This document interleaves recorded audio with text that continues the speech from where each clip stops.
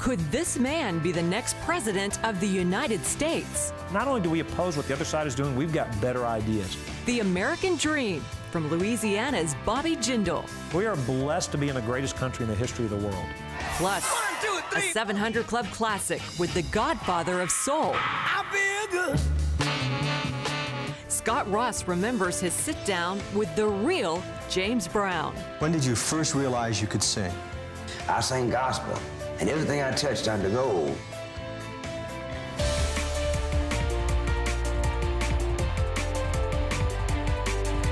Welcome, ladies and gentlemen, to this edition of the 700 Club. Ebola, just the name, invokes chilling images of hideous suffering and death. Now, 2 American medical missionaries are being treated for it, and doctors are hoping they will recover. One of those missionaries has already returned to the United States from Africa, while the other will be home tomorrow. Gary Lane has the story. Health experts say Ebola isn't as great a risk on the global population as an influenza pandemic or SARS. The Ebola virus has been contained mostly to the West African countries of Guinea, Liberia, and Sierra Leone. The disease is not airborne. The only way it spreads is through direct contact with an infected person's body fluids. Still, this is the most serious outbreak of Ebola ever seen. So far, more than 1,300 West Africans have contracted the disease. At least 729 have died from the virus. American missionary Dr. Kent Brantley is improving at Emory Hospital in Atlanta. He was flown home from Liberia over the weekend and surprised many by walking into the hospital. A second missionary, Nurse Nancy Wrightball, is expected to arrive at Emory on Tuesday. Meanwhile, Liberian Christians are gathering for a time they're calling sackcloth and ashes. They're asking God to halt the advance of Ebola in their country. 500 church leaders came together in the capital city of Monrovia for 3 days of fasting and prayer. Pastor Emery David of Triumphant Christian Church told us Liberian Christians are praying this week, trusting God for a miracle. Well, we want this Ebola lifted. If it is an error, a sin that we have committed, we want God to forgive the church, the government, the nation, and heal the land. For now, here at home, the focus is on the 2 infected Americans. Nancy Wrightball's son says he hopes the attention focused on his mother's case might help develop a cure for Ebola. Gary Lane, CBN News. Thanks, Gary. Some years ago, we had an intimate look at Ebola when I was working in Zaire. The outbreak was in a town called Kikwit, which is to the north of Kinshasa, the capital. And we were flying supplies, medical supplies, up to that area to help them. The big problem they had wasn't so much Ebola, but what they called diarrhea rouge. It was a bloody flux that just overwhelmed the people, and they were just exhausted. And, of course, when any of them got Ebola, they died. There was just no cure. But it looks like now they say if they give the proper medical attention to these 2 missionaries who are working with Samaritan's Purse, if indeed they can keep them stable and give them the necessary medicine and fluids, that their own body will begin to come up with antibodies to counter the disease. At least we certainly pray and hope so. Well, in other news, the world is focused on the fighting between Israel and Hamas. But Israel may have its sights set on a much more important enemy. John Jessup has that story from Washington. Pat, Israeli Prime Minister Benjamin Netanyahu is hinting at new possibilities in the Middle East, and some analysts believe that could mean Israel working with Islamic countries in the region against Iran. Chris Mitchell files this report from Jerusalem. Israel made a surprise move by pulling forces from parts of the Gaza Strip, while still vowing to respond against any Hamas attacks. But the most profound legacy of this military operation may be an emerging regional alliance to combat Iran. Netanyahu announced a new level of regional cooperation that he said would surprise many. He added it would be a very important asset to the state of Israel. It's a move that may indicate a major shift in the Middle East. Perhaps for the first time in its history, Israel finds itself a kind of de facto member of one regional camp arrayed against another. Middle East expert Jonathan Spire says this unprecedented alliance unites Egypt, Saudi Arabia, Jordan, the United Arab Emirates, and Israel to face their common enemy, Iran. So there's a sense in which this emergent alliance is an alliance of countries associated or allied with the US, but which are nevertheless deeply disappointed or dismayed at the direction that US policy has taken on a number of Middle Eastern files, and perhaps most importantly on the issue of Iranian nuclear ambitions. CBN News analyst John Waggy says Netanyahu and other regional players feel the U.S. and the West won't stop Iran's nuclear program, so they must be ready. The bigger picture is Netanyahu cannot afford only to concentrate on this terrible problem with Hamas in Gaza. Hamas is small potatoes compared with Iran, and he may need to make some regional cooperation with some allies like Egypt and potentially even Saudi Arabia in order to deal with the larger threats like the nuclear one from Iran. Spire says this new regional alliance sees the U.S. aligning with the wrong people. It's bringing in the very forces that are supporting Hamas, the very forces that come from a similar ideology to Hamas, the very forces that are staunchly opposed to Israel and staunchly opposed to the Western interest and staunchly in favor of the Muslim Brotherhood. With or without the U.S., it seems this potential alliance feels they may face Iran alone. Chris Mitchell, CBN News, Jerusalem. Pat, that is indeed an unlikely alliance. Well, it's not as unlikely as you think. You know, the Sunnis and the Shias have been at each other's throats for centuries. The Sunnis call the Shias polytheists, and they don't believe that their descendant from the son of Ali is as legitimate as their descent from Muhammad. So they will be fighting each other. Now, the Saudis are Sunni, and most of the Muslims in the world are Sunnis, but the Shias have a stronghold in Iran, and they have had a stronghold in Iraq. Now, the Saudis are saying this is intolerable because the Iranian government will try to unseat us sooner or later. So you figure guys in Kuwait, the Emirates, and these other, Jordan, for example, they don't want to see a Shia rebellion taking place in their midst. So indeed, the enemy of your enemy is my friend, and you know, that's just the way it goes. So I think it's not unlikely that something out of this might come as good. The Saudis have been making noise in this direction for some time. They want to keep power, and if the Israelis will help them keep power, why not? Israel has got wonderful technology, and the Saudis have a lot of money, so why not put the two together? There's no reason not to. Anyhow, it's a good development. By the way, we've had a tremendous response on this book, Islam, Religion of Peace or War, almost 130,000 copies right now. Islam, Religion of Peace or War. It gives you some background on Muhammad, what he believed, what the people surrounding him believed, what it says in the Quran, what the Hadith says, who these players are and what they believe and what their game plan is. You really need to get this. It's easy to read. It's got some pictures in it that illustrate some of the points, and it's a beautiful little booklet. And we'll give it to you free. So all you got to do is just call in, 1-800-759-0700, or you can write cbn.com. It's called Islam, Religion of Peace or War. John. Pat, it's a story you rarely hear in mainstream media. Palestinians living in Gaza criticizing Hamas and calling for better relations with Israel. George Thomas found a few and brings us their exclusive stories from inside the war zone in Gaza. Days after Israel struck Gaza's only power plant supplying electricity, Nidal Mihai's bread business has been firing on all cylinders because he uses a wood-fired oven. We're in a crisis. People don't have electricity. They can't make bread at home, so they come here. So who do people in Gaza blame for the war? Hamas or Israel? Well, even asking that question can potentially get you in trouble. Business is certainly hopping at this. Shukran, Habibi, thank you. Business is certainly hopping at this traditional bread store here in Gaza City. You know, ooh, that's hot. You know, one of the things about That was really hard. One of the things about talking to Gazans, especially in the midst of this conflict, is you can never get an honest answer, because the reality is that many of the folks here are afraid. They're afraid to criticize the Hamas government. We asked Milhai if Hamas has been good for Gaza. He smiled, then blamed Israel. They're responsible. They must stop this war. Stop using bombs and missiles against civilian people.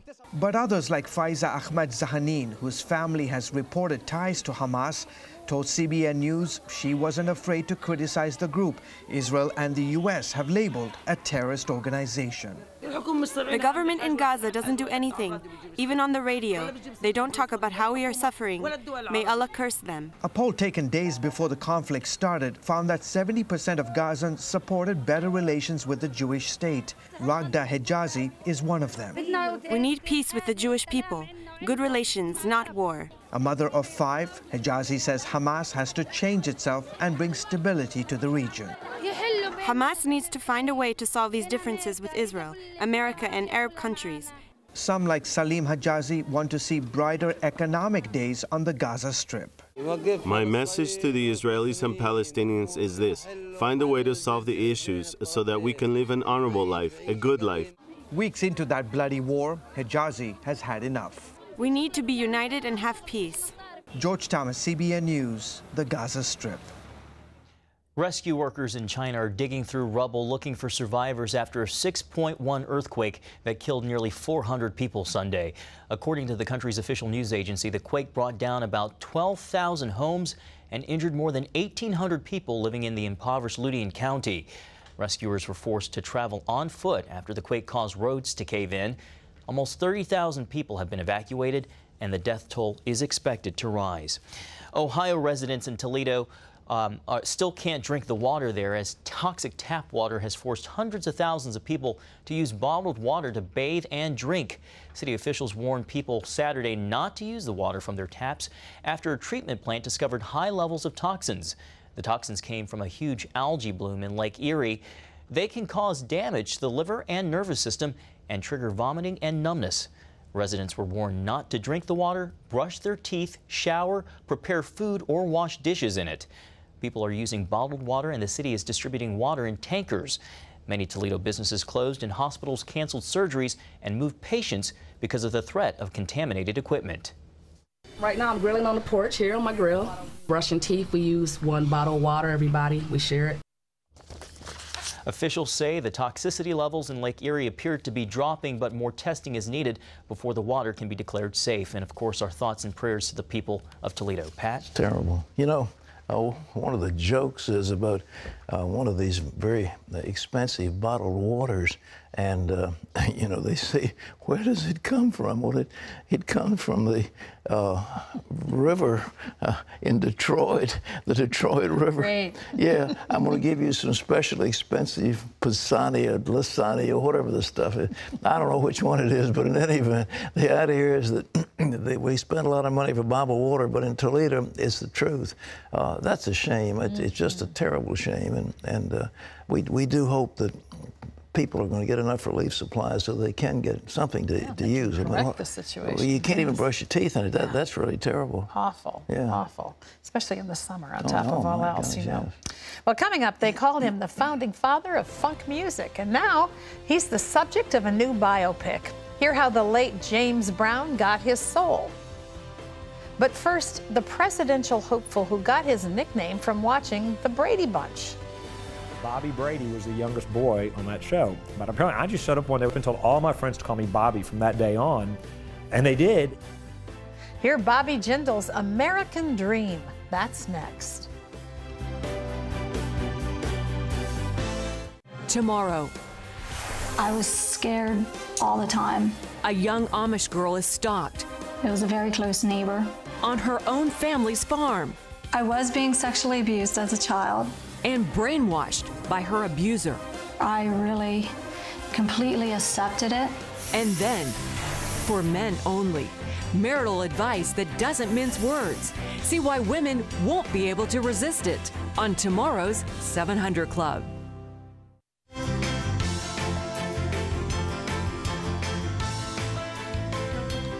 Some interesting politicians are out there, and they've got a couple who have Indian backgrounds, and one of whom is the governor of Louisiana. And he shot into the national spotlight as that governor. And now the light on Bobby Jindal is even brighter as he considers a possible run for the big one, for the White House. Jennifer Wishon traveled down to Louisiana with this fascinating story at the life, the faith, and the future of the governor of Louisiana. You can spend hours looking at these pictures. Bobby Jindal grew up not far from the governor's mansion here in Baton Rouge. His dad wanted him to be a doctor. But despite getting into medical and law schools at both Harvard and Yale, Jindal chose a life of public service. Technically, your name is not Bobby. That's right. You know, the story my mom loves to tell everybody. When I was 4 years old, I used to come home from school, and at the time, I was allowed to watch a little bit of TV, and one of the shows that was on in syndication was The Brady Bunch. It was one of my favorite shows. I'd watch it every afternoon. And if you remember, Bobby Brady was the youngest boy on that show. And I guess I just identified with him because we were the same age, we probably had the same interest. You know, we didn't like girls or whatever, we liked to play football. So one day my mom was picking me up from school, and the teacher said, well, your son's got a new name. And she said, what are you talking about? Apparently, I just showed up one day without telling her, without asking her for permission, showed up and told all my friends to call me Bobby from that day on, and they did. His parents immigrated here to Louisiana from India looking for a better life.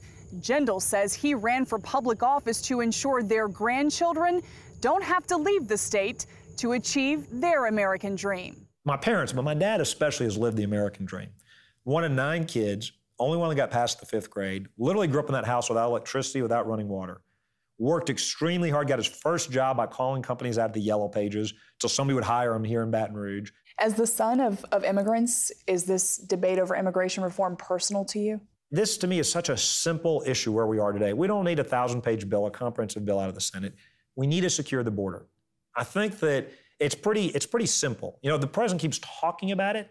We need to just do it. And the reality is, if he was serious about it, he's been president now, he's in his 2nd term, this could have been done by now. There's no excuse for this.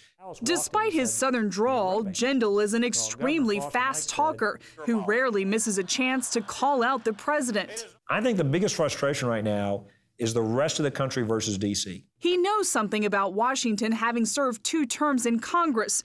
Now, as a 2-term governor, he's making education reform a priority. One of the things, the most important things we've done is to really give parents, to trust parents in terms of educating their kids. You have changed your mind on Common Core standards for Louisiana. What changed for you? I think this was originally presented as a bottom-up approach, and instead has become a top-down approach. To me, this is the same fight you see when the left tells you, we can't trust the American people to buy big gulps. We can't trust the American people to exercise their Second Amendment rights. We can't trust the American people to have religious liberty. We can't trust the American people to buy their own health insurance, to decide what kind of health insurance they want. It's a calculated fight with Louisiana's Board of Education, and now some proponents of Common Core are suing him. Jindal and his wife, Supriya, have a girl and 2 boys of their own to think about educating. My kids were 6, 3, and 1 when we moved in the mansion. And that was 6 years ago. After long labors with their first 2 children, Supriya knew their 3rd child, Slade, wouldn't wait for the hospital, giving Jindal a chance to finally play the profession his dad dreamed for him, literally delivering his son at home. And she was in all this pain, and she was literally on the floor. I mean, there's no time to get prepared. When I saw our son covered in this purple goo, I was thinking, he doesn't look like he's done. I mean, maybe we should put him back in for a little while. When I handed her our child for the first time, all of that pain went away. She wasn't thinking about anything but her little baby boy, and I fell in love with her all over again. His wife of 17 years, she's the first girl he had a crush on, and the first girl to break his heart. Many years later came their reunion at a Mardi Gras ball. In 6 short months, they were engaged. You know, God truly has a plan for us. Sometimes we don't understand it. If she had said yes in high school, I wasn't ready. I wasn't mature enough. I hadn't even accepted Christ yet in terms of who I was going to become as a person. You grew up in a Hindu home, right? How did you then make this transformation into what you call an evangelical Catholic? You know, I'd love to tell you I had a sudden epiphany. It wasn't that easy. You know, some people, it really is easy. You know, they get hit over the head, and I think that's great. For me, it was a 7-year process. A journey of intense reading, study, and self-examination. It all clicked one day while attending a church production with a friend. In the middle of it, they showed a little film, nothing fancy. Black and white film where there was an actor playing Jesus being crucified. Now, we've probably seen 1,000 better movies. It was black and white, no famous actors, the camera was probably shaking. But for some reason, when I saw the actor on the cross, God chose that moment to hit me harder than I've ever been hit before. All of a sudden, it just hit me. That's really the Son of God. If he's up there on that cross, not for 1 billion people, that's too easy. He's up there because of Bobby Jindal. If he's dying up there because of my sins, because of what I've done, what I've failed to do, how arrogant for me to do anything but to get on my knees and worship him. For now, he does what anyone with one eye on the White House typically does: raise money and campaign for candidates competing in the midterms. After the last presidential election, you said the Republican Party was acting stupid.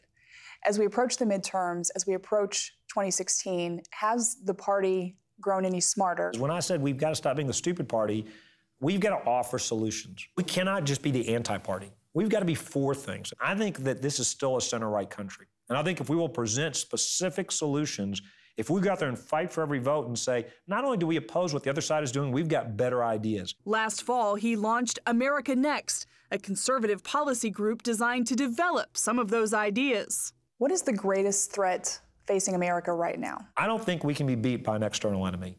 I think the greatest threat to America comes from within. We are blessed to be in the greatest country in the history of the world. But it's not inevitably so. We've got to renew that every generation. I think the biggest threat is that erosion of what it means to pursue the American dream. It's that assault on religious liberty. It's the undermining of what makes us an exceptional country. He's not expected to make a decision about running for president until after November, but he's not shy when it comes to talking about who he consults about the future. It's like Jesus, it's like God gives us the book of life. He doesn't let us look at every page, but he lets us look at the last page. And the last page, our God wins. He beats death, he beats Satan, he gets up off that cross. We should rejoice and we should live our lives with grace, glory, and humility, animated by that sense that we worship an all-risen, all-powerful God who's got plans that we won't necessarily understand. Jennifer Wishon, CBN News, Baton Rouge. What an amazing man. He has gone far and will go farther, without no question about it. Wouldn't it be great if we had a president who was a former Hindu from India? I mean, what a great story. Solving the border issues that are such a he'll huge solve a lot scenario. more of them, but he's a sharp guy. Well, our hat is off to him. I don't know what the future holds, but right now he's doing a good job in Louisiana. Terry?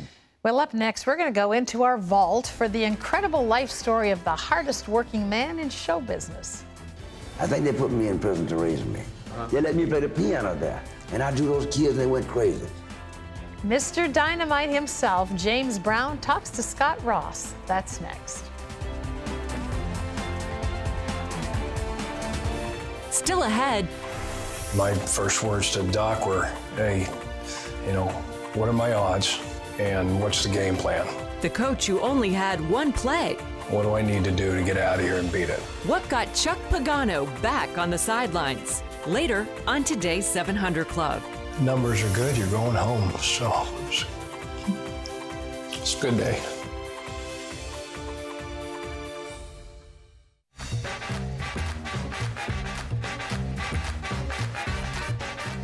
Well, over the course of his 6-decade career, the late James Brown was called many things. Soul Brother #1, the Godfather of Funk, and perhaps most apropos, the greatest entertainer of all time. Well, a movie about James Brown's life called Get It Up opened in theaters last Friday. 30 years before that, James sat down with our Scott Ross.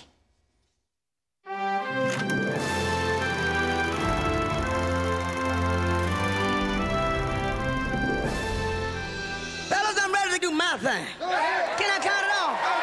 1, 2, 3, 4. Universal Pictures' release of Get On Up is the incredible life story of James Brown. Made famous for his dancing, spinning, and emotive performances, James Brown produced the world's most powerful blend of black gospel and rhythm and blues to create the sound known as soul. I interviewed James Brown for the 700 Club 30 years ago. He said, you know John 3:16? I said, yeah, God so loved the world, etc. He said, what's John 3:17? So he was throwing scriptures back at me. Nicknamed the hardest working man in show business, Brown became a musical legend that left his mark on all subsequent popular music. The film journeys from Brown's impoverished childhood to his iconic status in music and culture. In my 1984 interview, many of the key moments the Godfather of Soul shared with me are artfully portrayed in the film. You know, he was one of these guys that came out of church life and knew God when he was younger and gone off in many different paths. Enjoy a glimpse of the cinematic Mr. Dynamite, played by Chadwick Boseman, and the real James Brown in his own words. When did you first realize you could sing? 1939, nobody could pay the rent. We were so poor. My father was making $4.50 a week, working on the Savannah River levee bank, where they had delivered grocery. He made $4.50 a week. Joe Brown. Dad in the army, I said stop. Mama left. And they couldn't pay the rent. And we tap danced for the soldiers, and they would throw nickels and dimes and quarters on the ground, and we paid the rent with it. So then I realized that I had something that people want. What incident or what happened to bring you into the performing arena? Well, at the age of 16 years old, I was in the juvenile delinquent in Lloyd in Rome, Georgia. And I got out of there. Were you in prison? Yes, a juvenile delinquent school. A juvenile delinquent at 16. What took you into the music world? I was probably before I went there in school, but I believe the people around here see that there was a need to bring me up, to raise me. I think they put me in prison to raise me, because the people around here, my father told me that, my dad told my father that that was the best place for James to go. Do you feel that? The best thing happened to me. To be in prison? Yes. Was it in prison then that you started to, or the institute, that you started to sing and dance? That's where I began to put it together. They let me play the piano there, and I drew those kids and they went crazy. I sang gospel, and everything I touched turned to gold in a way of bringing people together. So you want to be a singer? Oh, no, sir. What I really want to be? Mechanic. You got a problem? You do music? The only thing keep me sane in here. They turned me loose to sing gospel one morning, and we went out and took about 5 prisoners with us to sing gospel, and the warden realized that he turned all of us loose. And he come running, and when we got there, everybody was crying because we had them singing. And he walked us back real fast. But nobody was thinking of leaving. I wouldn't allow nobody to leave. We'd have got anybody. Everybody tried to leave there, we'd have got them. Can you remember what the song was, the hymn you were singing? Our Father. Our Father? Oh, our Father, which art in heaven, hallowed be thy name. Was there a point, some point in your life where you reached a crisis that you felt you had to call upon the Lord? Well, we all come to Christ when we come. If you stomp your toe, you say, oh, Lord. You say, if you feel that you're a little sick, you say, Lord, have mercy. You know, but when I was separated from my second marriage, Deidre, Yvonne Jenkins, I felt then that I should get closer to God, because I knew that God was my friend. What do you see as the future for James Brown? To let people know that James Brown, with all the success, all the popularity that I have, I realize that all the strength comes from God. And just in case you were wondering about John 3:17, Scott Ross and James Brown. We've got some archives of some of those fabulous interviews, and Scott, the younger Scott, we'll be bringing him to you, but I think they're the archives, their choice. Fascinating, fascinating to look back at those What an amazing times. guy. I mean, in prison, he learned how to sing, and his father Just imagine, we can't conceive of the privation of people working on the river and getting paid $4.50 a week. A week? And you're supposed to feed your family on that and pay rent. Yeah. Unbelievable. Well, Unbelievable. Well, still ahead, the NFL head coach whose greatest adversary was the one he faced far away from the gridiron. You know, there was tough days. There was dark moments. You know, it's a vicious cycle. You know, going through the induction phase and going through treatment with chemo. We'll stand Chuck Strong with the coach of the Indianapolis Colts when we come back.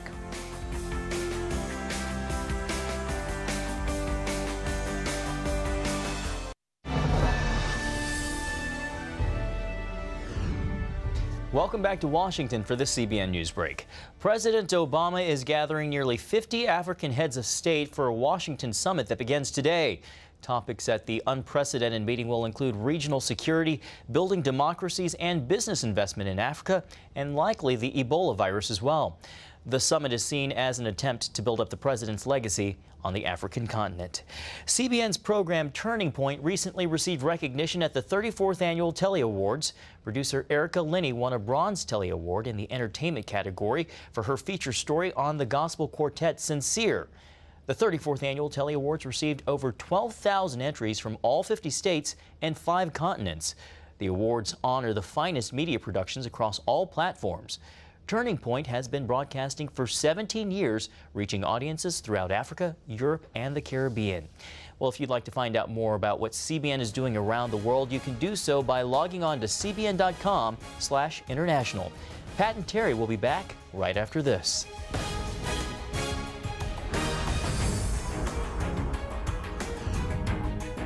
Tomorrow, I was scared all the time. a young Amish girl is stalked. It was a very close neighbor. On her own family's farm. I was being sexually abused as a child. And brainwashed by her abuser. I really completely accepted it. And then, for men only, marital advice that doesn't mince words. See why women won't be able to resist it on tomorrow's 700 Club.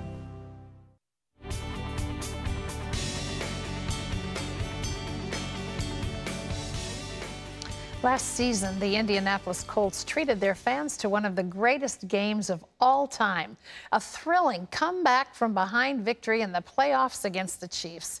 Head coach Chuck Pagano was the man who orchestrated that comeback, even though just a year earlier, Chuck was sitting in a hospital room and fighting for his life. Sean Brown has his story.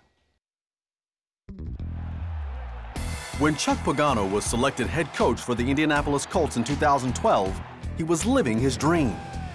But after training camp started that July, he began noticing unexplainable bruises on his body that were slow to heal. But he put off going to the doctor.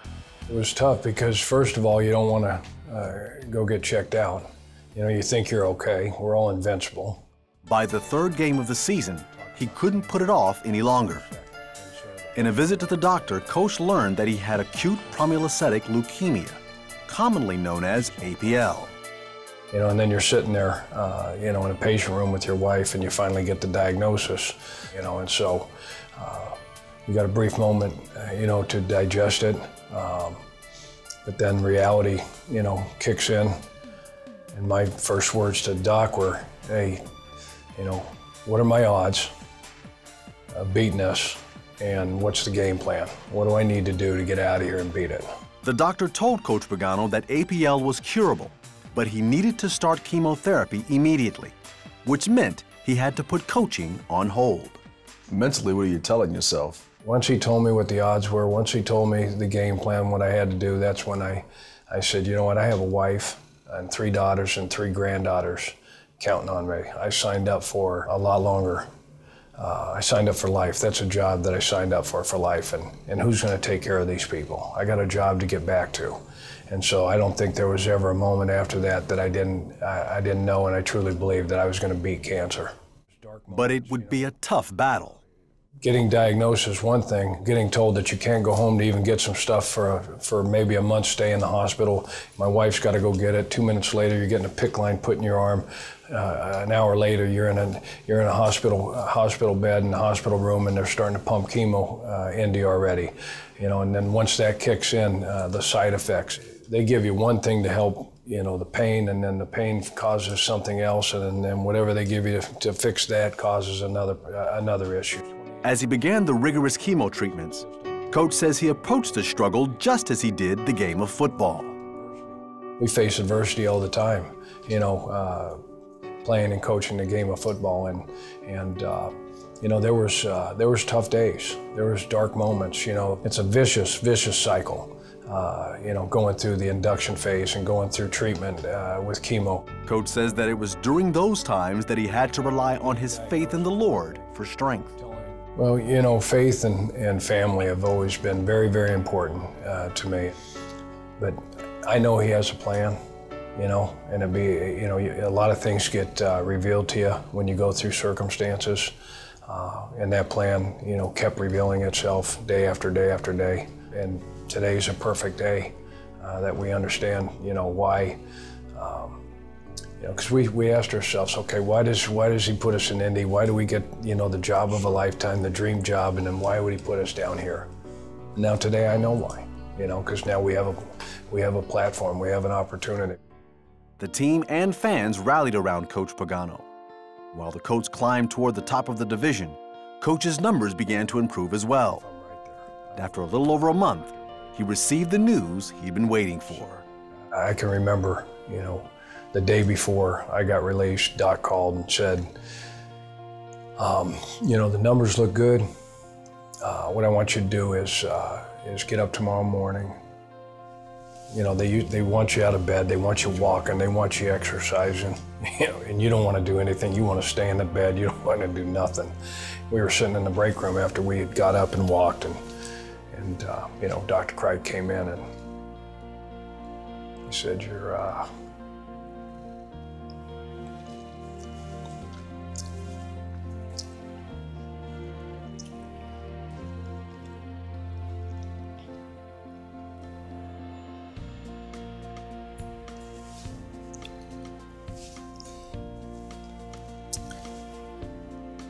numbers are good, you're going home. So it's a good day. On December 30th, 2012, the last game of the season, Coach Chuck Pagano was back on the sideline. Today, Coach Pagano's cancer is in full remission. In his book, Sidelined, Coach shares how he overcame the odds through unity, passion, and most of all, faith. You have a book, and I want to ask basically why you wrote the book, why now? For that city and that community and the organization and the team, the coaches, for them to embrace me and my family, the way that they embraced us and supported us was just, it was a humbling experience to say the least. And now this is an opportunity. I have a platform and an opportunity where we can serve and give back and help all those that have battled and are going to battle the bully they call cancer. As Coach heads into another NFL season, he wants all to know that his #1 goal is simply to serve, and that through God, all things are possible. Battling cancer, battling whatever, you take it one day at a time, one treatment at a time, one dose of chemo at a time. You can trust, you know, and you got to believe. We talk all the time about, you know, faith is believing in what you can't see, and the reward for believing is that you will get to see it. Wise counsel from a man who has walked You can see how he can inspire those players. Man, what a man. But Terry, there's something so strange. I've got a wife, I've got 3 children, I have responsibilities, and you know, that's a man's man. I've got to look after my family. I can't die. I have grandchildren, I've got to stay alive. and I have a responsibility. I'm a coach. I've got to do something for my players. I mean, he's a wonderful man.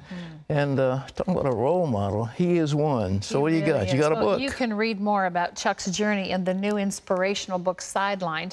It's available in stores nationwide, and in fact, the foreword is by Tony Dungy, so you get 2 for the price of 1 here. Up next, we want you to know it's time to bring it on with your email questions. Shade says, my father is Muslim. I am a Christian. I have a Muslim family who I love. Is it bad to be around my family who does not have the same faith as me? We're going to tackle that question and more later on today's show.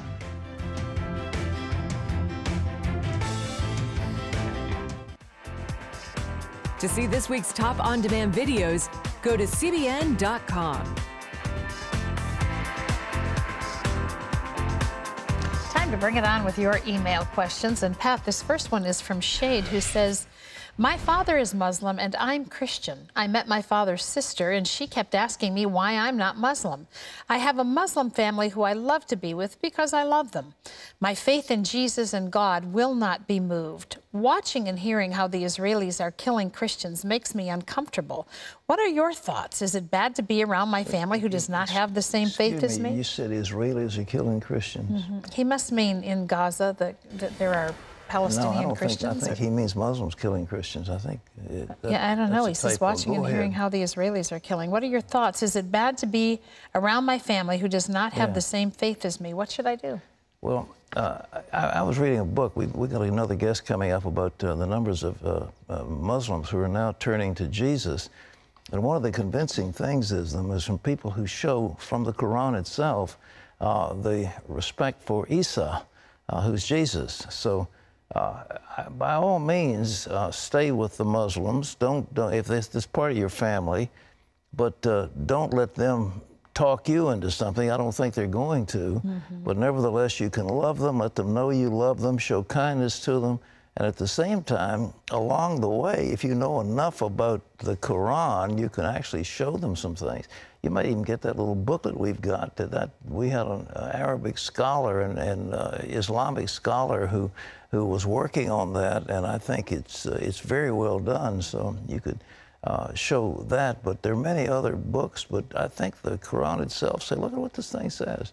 But more than anything, it's the love of Jesus that wins people. It is Jesus is one who loves, who cares.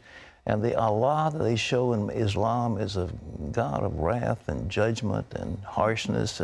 And the idea is that your God will be with you and be with you all the time, listen to your prayers. I mean, that's a big thing. Okay.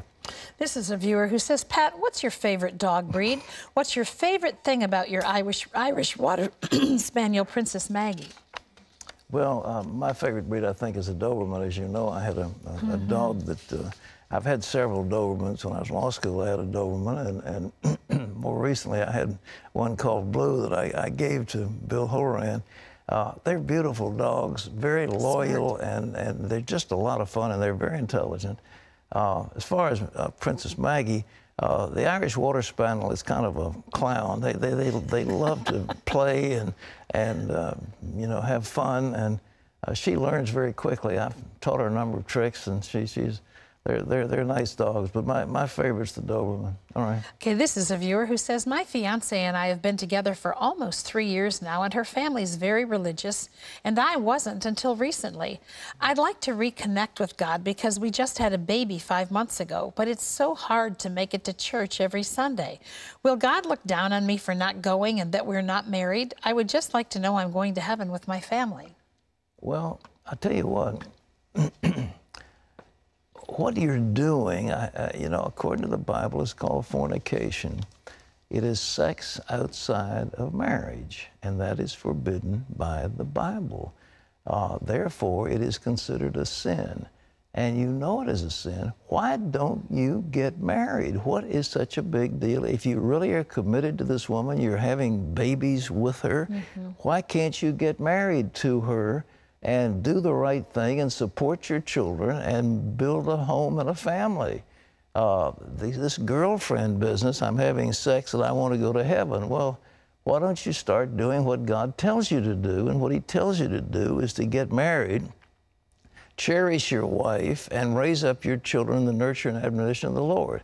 And along the way, you yourself have got to be born again. You have to come to Jesus Christ and surrender your life to Him.